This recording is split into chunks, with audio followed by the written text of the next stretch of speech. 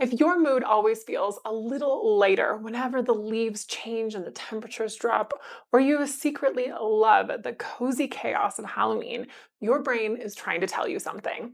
Because this season, it isn't just cute and cozy and comfortable, it's actually chemistry. Today, we're going to talk about how Halloween and cozy fall rituals can actually help depression, how they calm and reawaken your brain through sensory regulation, gentle play, and a touch of what I'm going to call safe fear. I'm Dr. Goodwin, a family medicine physician, and I struggle with depression myself. And what I want to share today is both medical and deeply personal because fall is one of my favorite seasons, and it is when my nervous system takes a deep breath in and a deep breath out. So here's why your brain loves fall and its predictability. When we get shorter days, the air cools down, and all of our rhythms slow down into a back to school, back to work predictability. All of it tells your body that it is time to reset. Predictability is medicine for any struggling nervous system. When our brains know what's coming, warm tones, familiar smells, cozy textures, your brain can shift out of survival mode and into safety mode. Your cortisol will drop, your serotonin will steady. Depression, unfortunately, thrives on unpredictability. When you feel like you can't control or anticipate what's next, your mood will drop. This is why the rituals we all have around fall make so much of a difference for us. You light a candle, you put on a soft sweater, you pour your tea and have the same kind of blend, perhaps a pumpkin spiced latte, every fall. These small rituals aren't trivial, they're actually deeply stabilizing. They whisper to your body, you're safe now and you can rest. Because your brain isn't lazy, it is working so hard every single day, and it is constantly asking for signals of safety. Fall brings us so many of those signals so freely. So let's talk about something that's really fascinating and a little bit controversial, which is called safe fear. We know that getting into situations that can be dangerous, like skateboarding or snowboarding, can activate dopamine and norepinephrine. You get that thrill, you get that adrenaline rush. Those are the same chemicals that can drive our motivation and our curiosity. And when your brain knows that the fear isn't real, you can get that chemical rush without the trauma. That's why so many people love the spooky, scary part of the season. The haunted houses, the scary movies, their brain is actually firing with those extra neurochemicals that we've all been just craving without getting any of the trauma rewiring of the neurons in the brain, because your brain says, I know that this isn't real. Well, why is this controversial? Of course, people can get actually scared. Your brain can start to think that maybe it is real, and people do end up with actual trauma neurons forming in the brain during this season. This is why so many people believe that there are no safe levels of fear at all. There are some religions and cultural groups that do not celebrate Halloween at all. We all know that we can get dopamine and serotonin rush, norepinephrine from activities that we would be traumatized from if they occurred in front of us in real life. The violence in movies and video games is a great example of how our minds react so differently when we know that something isn't real. This is why laughing after a jump scare feels so good. Your body releases tension that it's been carrying. Your brain says, hey, we survived that, and it rewards you neurochemically for it. So the goal here isn't to scare yourself. It's to engage with something that's just stimulating enough to wake up your nervous system. Depression numbs those systems, those dopamine pathways that can make things feel rewarding. With depression, it's harder to activate those neurons in the patterns in your brain that will help you to feel alive again. So safe fear, and more importantly, play, can gently restart them. Now, I want to be very clear here and say that you do not need to ever enjoy horror movies or haunted houses to benefit from this. Safe fear can mean suspenseful stories, playful costumes, or just decorating your space with a touch of mystery and whimsy. If you are in a place where you do not want to do anything scary or bloody this year or ever, please don't do it. If you only want the safe, cozy side of fall and Halloween and refuse to watch horror films or go to haunted houses and you avoid all of the decor in the stores and at people's yards that looks scary, I'm perfectly fine with that. That is a-okay. I do the same thing. Do not let anyone bully you into doing something that could scare you this year. You never have to enjoy that, if you're depressed or anxious or not.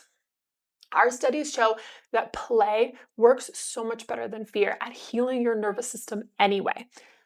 I definitely don't recommend to my patients who are struggling with depression that you push yourself into anything scary, because you need calm to help your nervous system into safety. You don't need to push yourself into any further trauma. So focus on the aspect of play. Costumes, creativity, decorating, handing out candy, they all activate joy and the connection centers of your brain. In our clinical research, child-centered play has been shown to reduce depressive symptoms in children just over a few weeks, demonstrating that play is not just fun, it's deeply healing and therapeutic for us. Newer models are combining behavioral activation and play in adolescents, teenagers, to reawaken reward circuits in depression. Play increases our dopamine and our oxytocin. These are chemicals that help us with focus, motivation, connection, and community. These are the same chemicals that depression will decrease. We haven't done any large, really strong trials in adults with Halloween play specifically, but these studies and the correlations we can get from them strongly support the idea that purposeful, playful, sensory-rich activity can shift your mood and your biochemistry in very healing directions. So when you find yourself smiling at the silliness of Halloween or laughing with your neighbors when you're handing out candy, you're not just being festive, you are giving your brain the chemicals that it needs. Your brain is not broken. It's looking for safe ways to feel alive again. If this is really clicking for you and it feels good to finally understand what your brain has been trying to say all along, take the next step. My Healing Depression course teaches you how to rebuild your mood using the same neuroscience we're talking about today. You'll learn to map your moods, track your nervous system, and create routines that bring peace instead of pressure. It's all of the counseling I've given my patients in the office over the last 10 years, hundreds of patients, over thousands of encounters, and all of the tips and tricks I use in my personal life. All of the things that I think a lot of medical providers miss, talking about natural ways of healing depression, and then also covering any questions you might have about herbs, supplements, brain stimulation therapies, EMDR, and many more things. If you're interested, I've got a link in the description. Let's talk about nostalgia and emotional regulation, because nostalgia is another unsung form of therapy. When you smell cinnamon in the fall, you hear that one song that reminds you of your childhood, your memory and your emotion centers in your brain light up. The brain is going to release dopamine and oxytocin, the same hormones that create connection and calm. Nostalgia tells your body you've been safe here before, so you are safe now. For many people, that is profoundly regulating, especially if adulthood or chronic illness has made life unpredictable or lonely.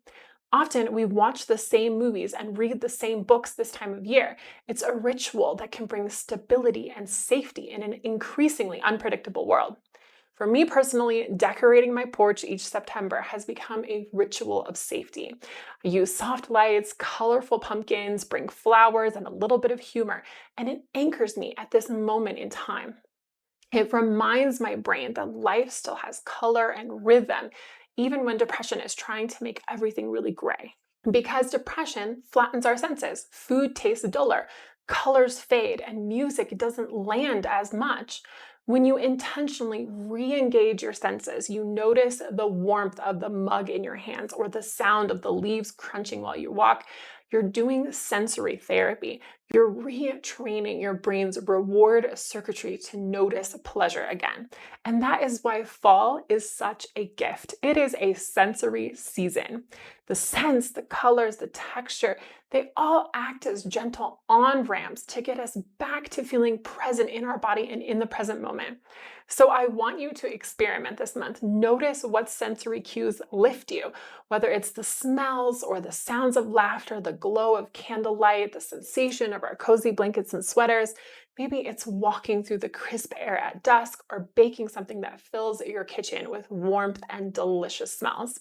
When you find these small sparks of safety, write them down because that's data. That is how you start to map your mood. This is exactly what I teach in my Healing Depression course, how to rebuild your mood using sensory awareness, structure, and neuroscience, how to understand what your body is asking for and how to give it to yourself safely. Depression is not a personal failure. It is a system crash. Your body and your brain are trying to find safety.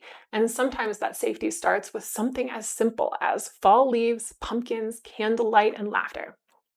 Halloween and fall rituals remind us what it feels like to be alive, safe, and connected again. So this year, enjoy it. Double down on it. Decor your house a little bit more. Go ahead and bake those things that you really want to make, even if they aren't as healthy as you think they should be. Making sure that you're spending time taking care of yourself. Go for some extra walks just to feel the wind blowing on your face. And if you want to go deeper into the medical side of depression and how to navigate treatment safely, make sure that you don't miss my last video, What Your Doctor Forgot to Tell You About Medications for Depression. It is a must-watch companion to this one.